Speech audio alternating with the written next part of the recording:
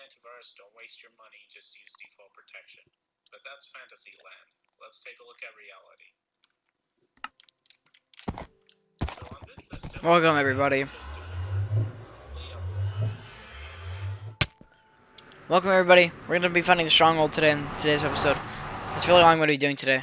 It's 10:30 right now. I'm a little bit tired, so we're just gonna find the stronghold, go to bed, and whatever. I'm gonna let this video play in the background.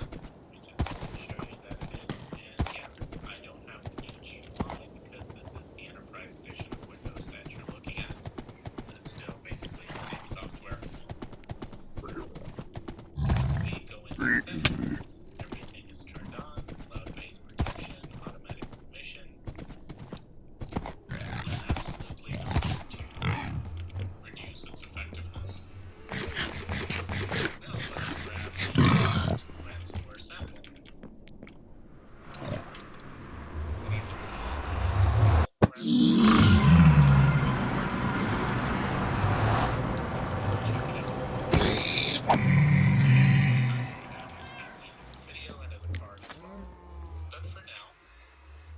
It's sufficient to know that this is a relatively new ransomware sample. It was posted by Karsten on Twitter a few hours ago. As you can see,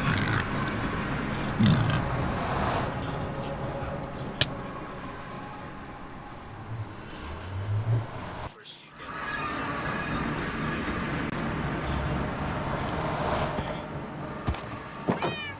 to allow this app to avoid the error, traditional user mindset, so I click yes, and immediately Security Center is disabled, and I'm seeing weird stuff on the desktop. That can be good, right?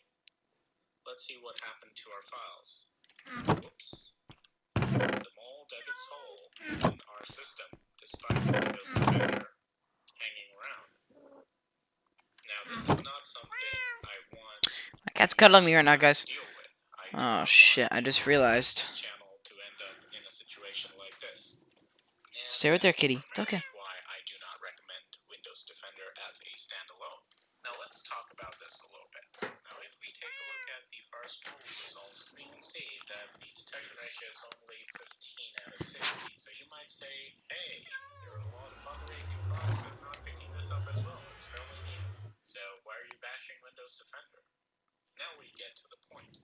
So the point is, a lot of these products which are not detecting it based on their signatures or heuristics or with their file scanner, they are still going to block it when the file is run, making them an anti-malware. Now I can see the chat. Behavior blocker. In majority of cases, with good products that you see reviewed on TBSC, they will have a secondary line of defense. I think you have to be pretty dumb to get ransomware. Even when the product is Not like incredibly stupid, but like it's like. Especially when it's a major threat, not just malware or something that's very close to blurring the lines. But what I've seen with Windows Defender is that if it's not detected here, it is not detected, period. And this is not the only file I've picked up that is not detected by Yeah, let's go. Microsoft over here. I already had ender pearls from like just playing the game. They do eventually pick it up, but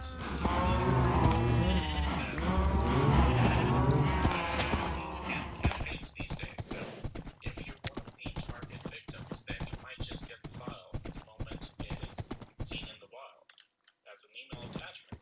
So taking all of these things into account, I just do not like using Windows Defender alone. Don't get me wrong, if you use Komodo Firewall or something else along with it, totally fine. Why does it have a bottle? But is it complete protection?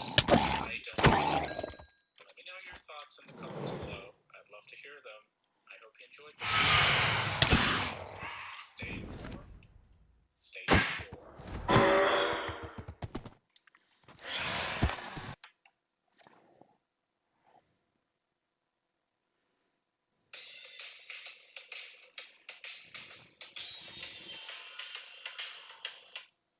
A fair warning, the following video regards a horror game, and it will feature some jump scare sounds and overall creepiness.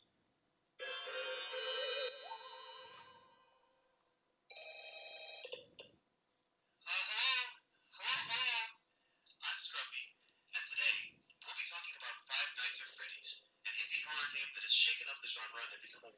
phenomenon, starting from a single developer with a small budget.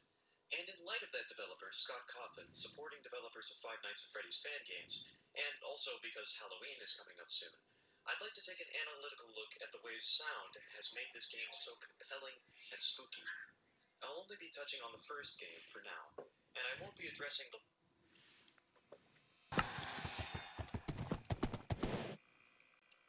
Welcome back. Today we're doing part 1 of a new series I'm going to be doing, basically going in-depth analyzing every single aspect of the Five Nights at Freddy's games one at a time. From the gameplay to the fan base to the theories, everything surrounding the game basically I'm going in-depth on, including, for this episode, I had an interview with the first person to ever make a Five Nights at Freddy's Let's Play. So look forward to that. Now it's going to be a bit long-winded, so if you only are interested in one part of it or you want to pause and go back, the timestamps to all the different sections are in the description and they should be visible on the progress bar. Without further ado, let's get into it. I've talked at length before about exactly how Five Nights at Freddy's came about. Scott Cawthon released a game called Chipper & Sons Lumber Company, which was trashed basically for looking too creepy and reminding people of Chuck E. Cheese animatronics. And so with that bit of inspiration, he had one last hurrah at game development, creating Five Nights at Freddy's. After a very short failed Kickstarter attempt, the game was released on Desura and later greenlit on Steam in August of 2014. The gameplay of Five Nights at Freddy's 1, despite being deceptively simple, was so effective that it has impacted the face of indie horror, basically. Despite being a survival horror game, if you just looked at the gameplay, it's a quick-on-your-feet resource management game, saving power, surviving until 6 a.m. It almost reminds me of an earlier Scott Cawthon game, Sit and Survive, which has a lot of similarities. Back of Five Nights at Freddy's is based on a relatively simple gameplay loop: information, action, and wait. Information is when you gather the new information you need to act on, and there are 3 major places you gather this information from: diegetic visual cues, non-diegetic visual cues, and audio cues. Diegetic visual cues include where the animatronics are in the cameras, or where they aren't in the cameras. The camera static, the status of the doors, the lights outside the doors. Non-diegetic visual cues include the power meter and percentage and timer. And the audio cues are the footsteps, the pots and pans, Foxy's banging, and Freddy's laugh. You take in all of this information and then decide what to do in the next stage, action. In this phase, you decide to close the doors, open the doors, or gather more information. Once you act on the information in defense or power saving, you move on to stage 3. Wait. In this phase, you wait for the next thing. If they're at your door, you wait for them to leave. If they're not, you wait for them to come to the door. In some cases, you just wait and hope the timer runs out before they can jump scare you. After this brief period of waiting, you move all the way back to stage 1, gathering your information to act on. The gameplay loop is simple but effective. In fact, at certain points in higher level difficulty, it becomes more muscle memory than consciously thinking about each aspect of the gameplay. And while simplistic on the outside, there are a lot of other aspects to the game that keep it interesting. One of them, the main thing you manage in this resource management game, is the power. Almost everything you do causes power to be drained down faster. You're trying to manage power while also surviving until 6 a.m. Another aspect is that all of the animatronics have different AI that you have to account for and behave differently. Bonnie and Chica both move slowly from the stage towards your office on separate sides and appear in your lights on either side. Foxy slowly moves out of his cove until he gets to his final stage where he rushes the door on the left side. Freddy works similarly to Bonnie and Chica, and then he moves from place to place, approaching on your right side. Most of the time he moves with an audio cue. However, he is much harder to spot with cameras and does not appear in the light. His final stage before jumpscaring you is in the camera, which informs the technique used in the hardest nights. He's also the jumpscare you get if the power runs out and it doesn't turn to 6 a.m. fast enough. There's also Golden Freddy, but I think he fits into a different category, so I'll talk about him later. After you beat all 5 nights of increasing difficulty and then the bonus 6th night, you unlock the custom mode. You get to set the difficulty of each character individually, going all the way up to difficulty 20. Originally, Scott didn't think that 420 mode was even possible, but after a lot of workshopping from the community, a bunch of people made it. The main technique that was created was close Freddy's door, check Freddy's door, open Freddy's door, check Freddy's door.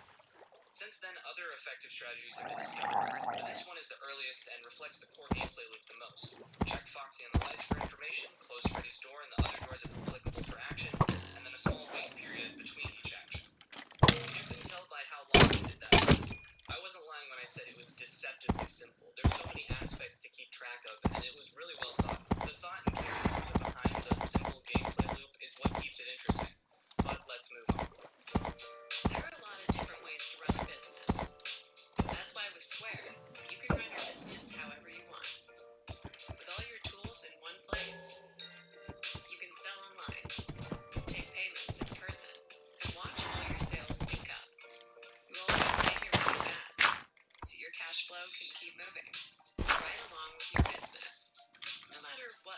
See all the ways we can help at square.com.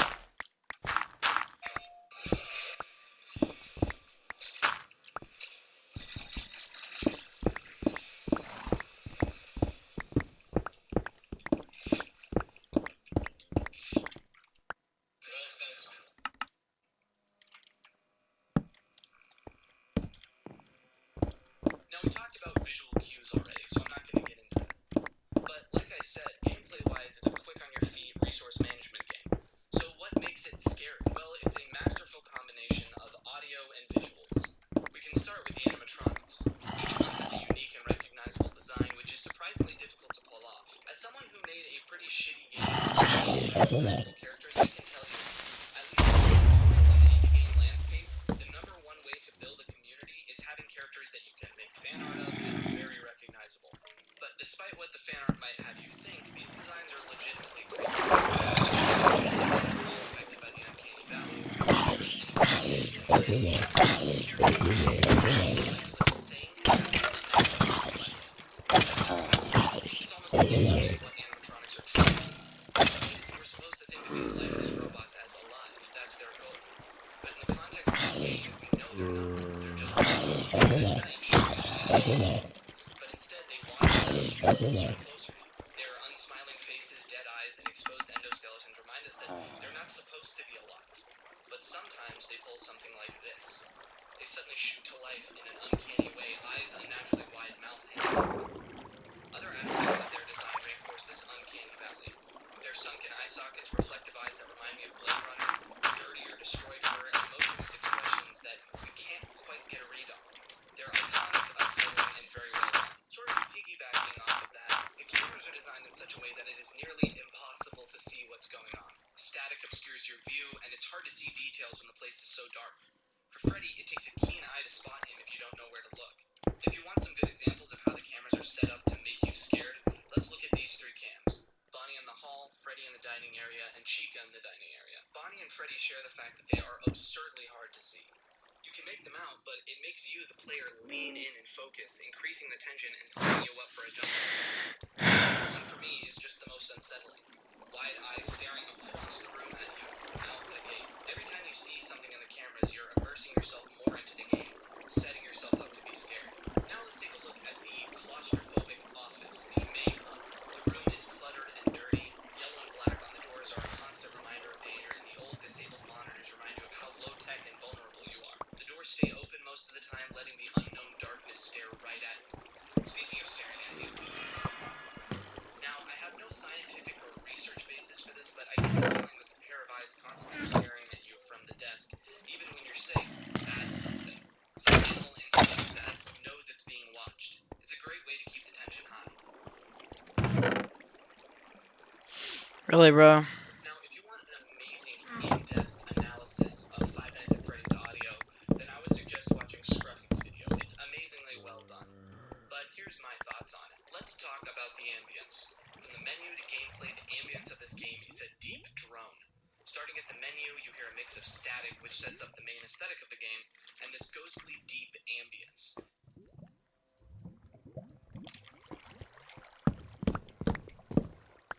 It sounds almost like an unnatural choir, a ghostly voice underlined by a deep, bassy drone.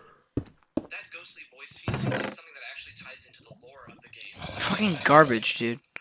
Absolutely garbage. What's up, Cleo? A deep, churning, almost metallic sound. Again, it ties directly into the game's themes, metallic and ghostly. It's a great way to build an overall eerie tone while pushing the narrative in a very subtle way. Along with the main ambience, there are other background sounds that add to the atmosphere. Foxy singing, carousel music, and the fan spinning, the camera glitching and turning. This stuff helps build on the atmosphere and give little red herrings and bits of tension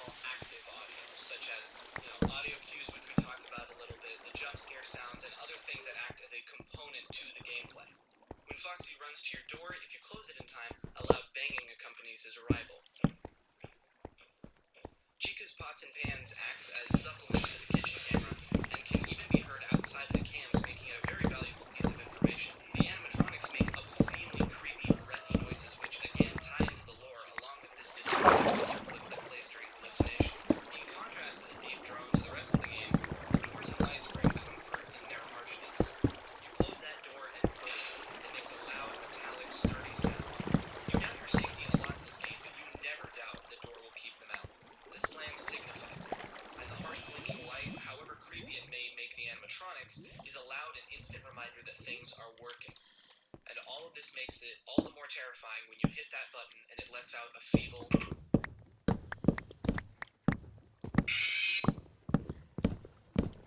Now, let's talk about the jump scare. A lot of you may know that even though it just sounds like a robotic screaming, which completely fits, if you listen to the whole thing, it almost sounds like a child crying.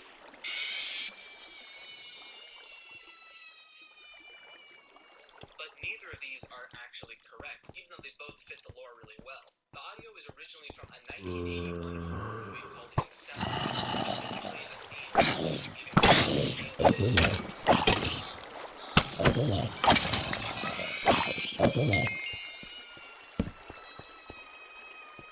Now, it's very unlikely that this is where Scott actually found it, because that audio clip can be found on the sound effects website, but it's just weird that that's the origin. And it's also weird that it weirdly came back around in the story.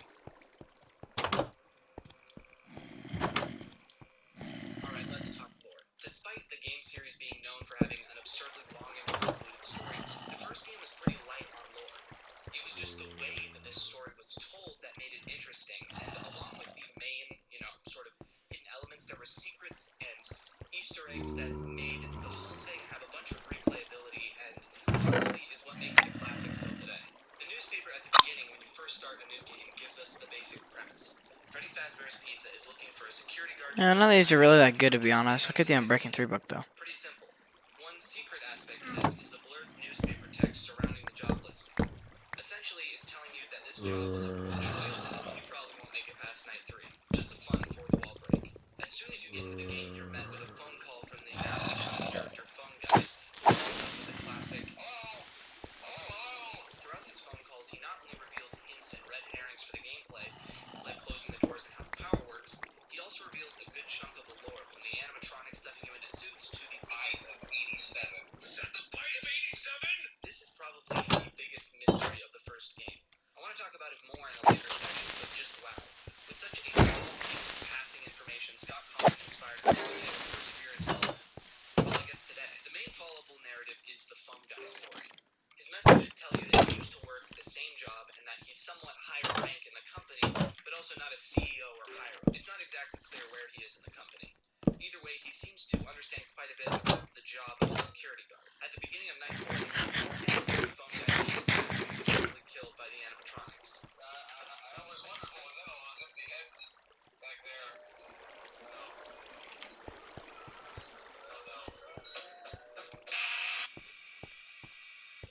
But in the final Night 5 phone call, you aren't met with phone people. Instead, you're met with a garbled robotic voice. When reversed and cleaned up, it is widely believed to be a reading of an excerpt from the book Autobiography of a Yogi. This recording famously inspired the fan game name The Joy of Creation. Like I said, there's more to this game's story than just the phone calls. Secrets and hidden lore reveals that you can play through the entire game and never see. There's the creepy but not necessarily lore important hidden cams like Bonnie's rare backstage camera and great death screens, the poster in the West Hall corner changing to Freddy ripping his own head off, and the animatronics and Freddy alone on stage staring at the camera, and the backstage animatronics staring at the camera. And here's where we get into the real shit. Corner changing to Freddy ripping his own head off, and the animatronics and Freddy alone on stage staring at the camera, and the backstage animatronics staring at the camera. And here's where we get into the real shit, the stuff that turned this game to the next level. In the East Hall corner camera, the rules poster will change to one of 4 secret newspaper clippings detailing the disappearance of 5 children. Lured into a back room by a mysterious man dressed in one of the Fazbear costumes, the 5 children were never seen again. Meanwhile, the restaurant is facing shutdown after multiple complaints that the animatronics smell terrible and were leaking what appeared to be blood and mucus. It includes some unsettling quotes like, "The characters will live on in the hearts of the kids," and one parent likened them to reanimated corpses. I think you can see what's happening here. Phone Guy's phony story about the animatronics stuffing you into suits because they don't recognize you as an animatronic seems like a complete lie. The general consensus is that after the kids were murdered, they were shoved into the animatronic suits to hide their bodies, where they're left to decompose. The ghosts of the children now haunt the animatronics, and their own way of being stuffed into the suits is likely what inspired them to stuff you into a suit. And there are more secrets that tie into this story. Posters in the East Hall cam will sometimes change to drawings of crying children, a soon-to-be recurring theme in this series. Now, I think you can see why the breathy voice, jump scare sounds, ghostly ambience, and other pieces of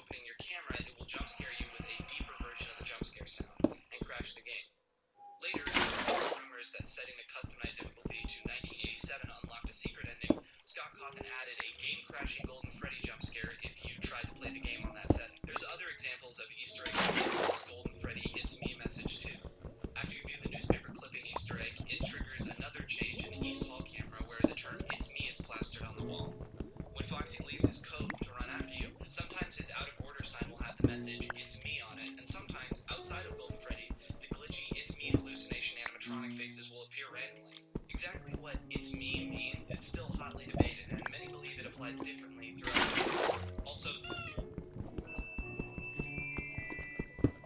get a delicious piping hot meal to feed your whole family.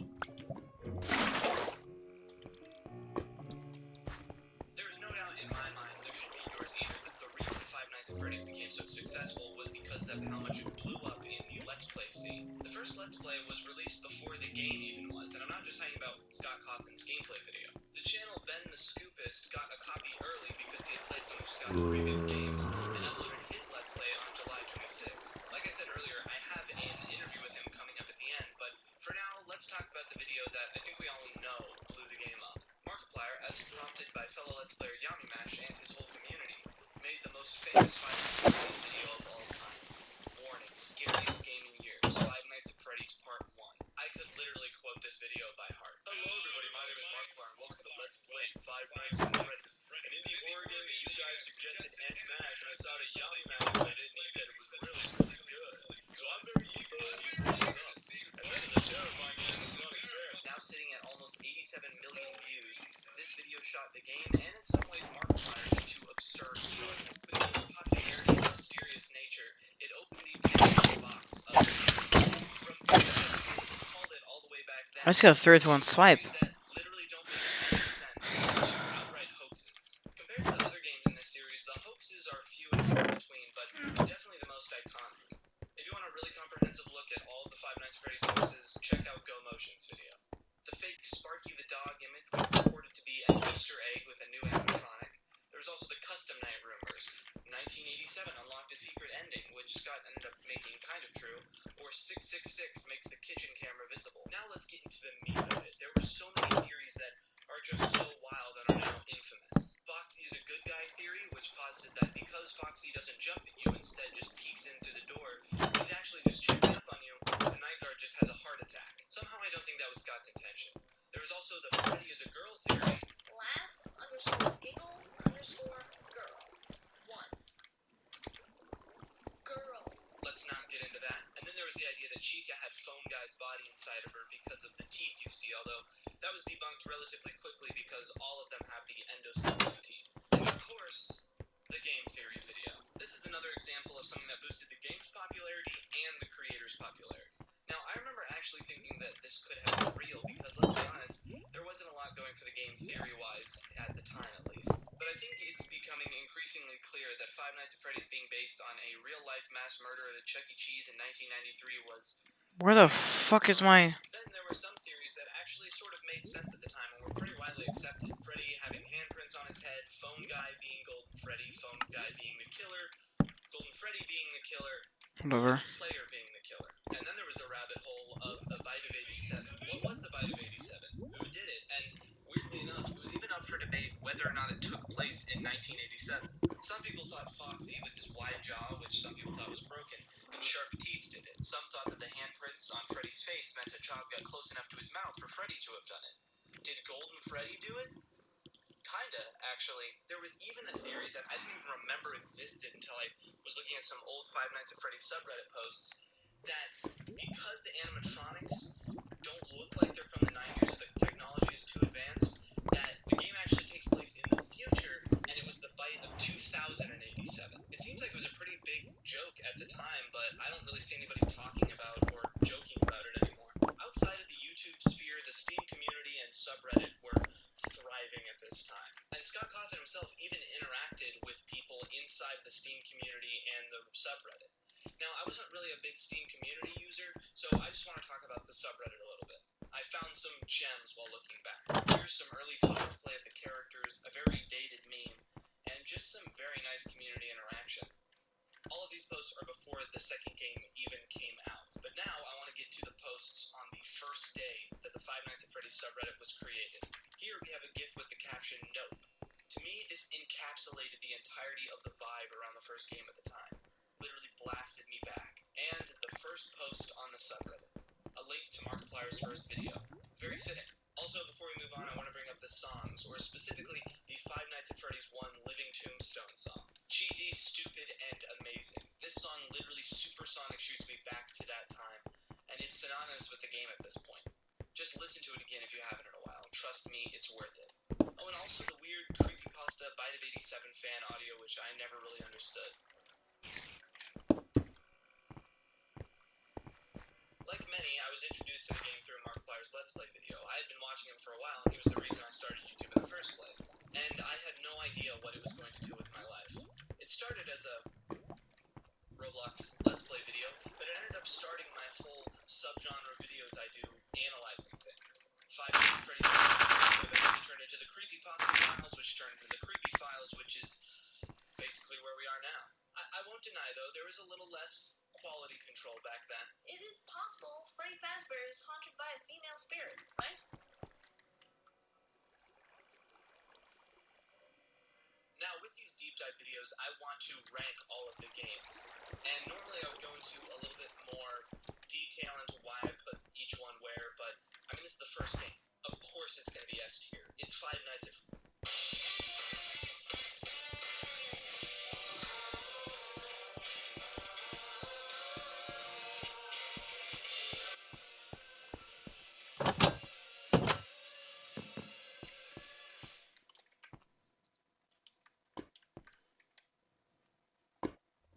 Freddy's.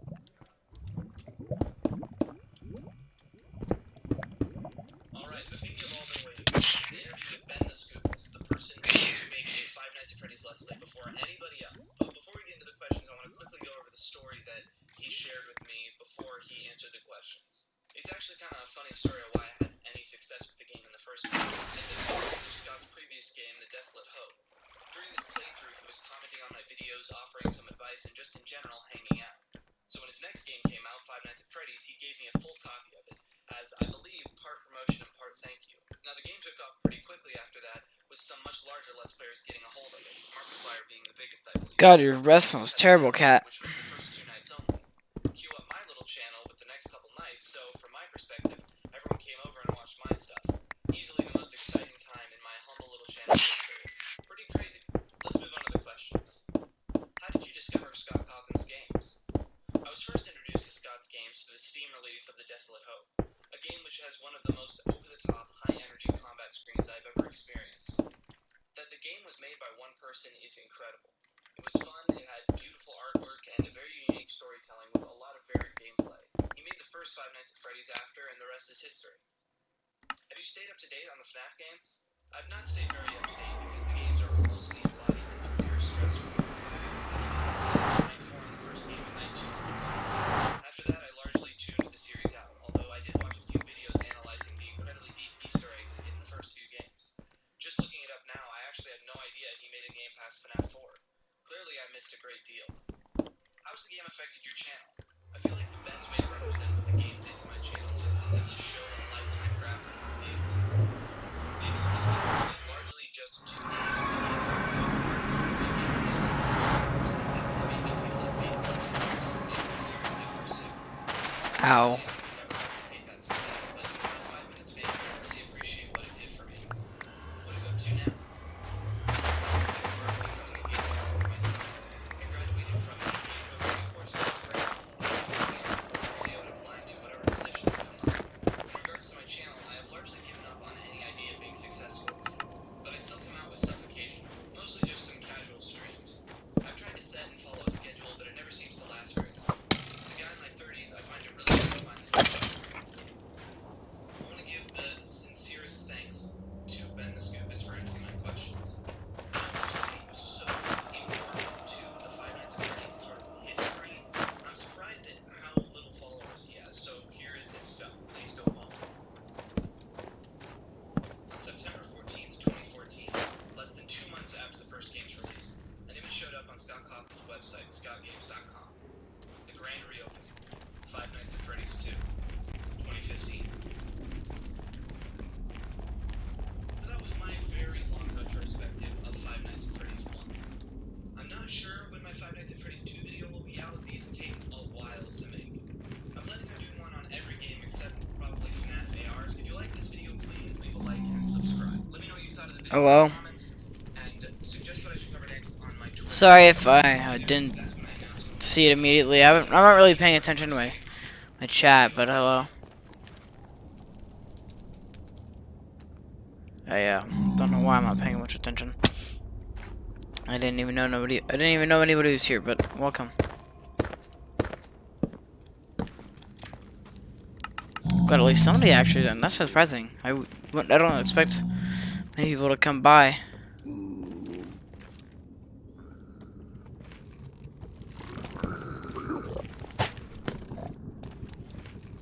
Okay, so this is a pretty simple path. Just in case I haven't cleared it out already, I'll clear it out some of this path a little bit, I guess. Because now I'm going to be using it more to get to my stronghold faster. It's kind of far away.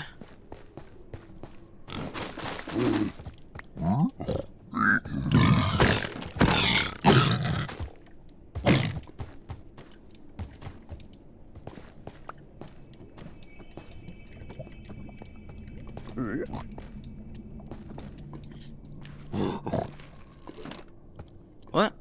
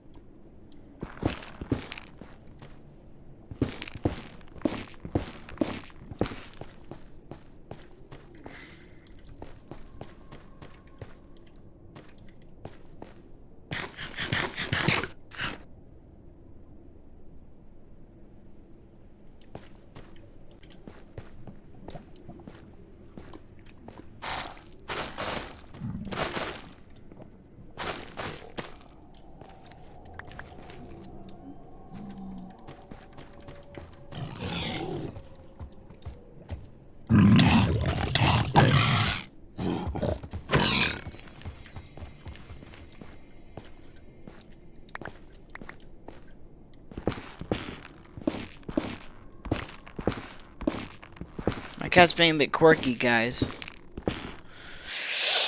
Fuck! What are you doing? Why are you clawing me for no reason? I love you, Cleo, but like, damn cat. Man, I can't wait to go to bed tonight.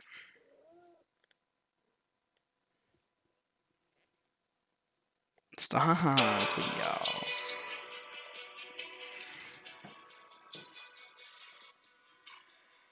Thank you to the patrons for supporting the channel.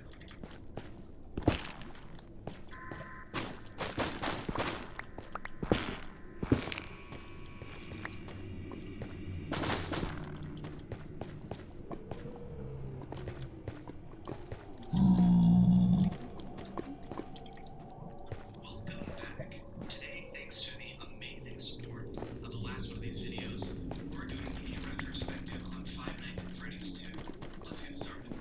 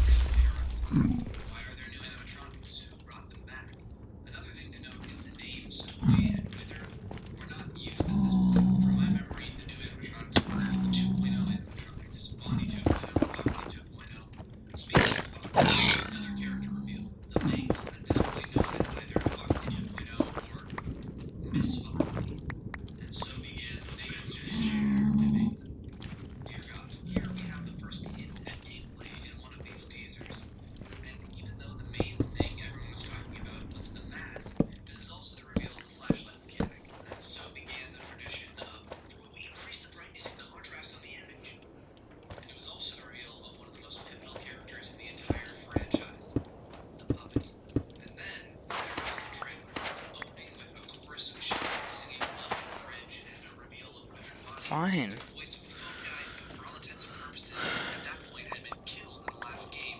And for those who know, he was.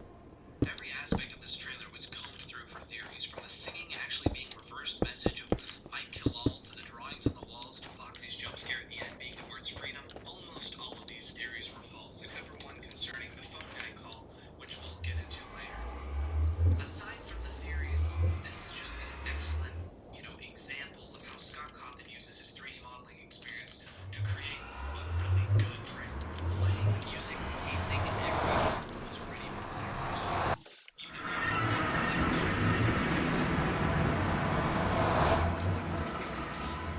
the second game was released completely ahead of the original 2015 release date.